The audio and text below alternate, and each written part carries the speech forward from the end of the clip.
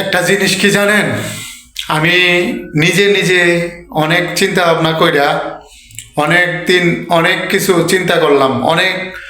ধরনের চিন্তা ভাবনা করে আমি এই জিনিসটাই বুঝলাম যে মানুষ যখন দুঃখ কষ্ট না থাকে তার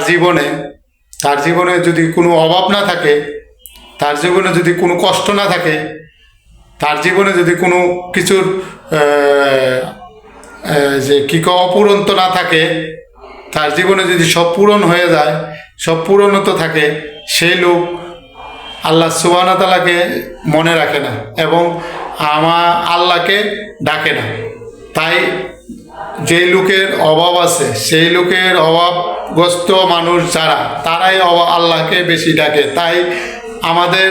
অভাব থাকাটা বেশি প্রয়োজন, কারণ অভাব না থাকলে আমরা আল্লাহকে চিনি না, আল্লাহকে আমরা ডাকতে চাই না। তাই অভাব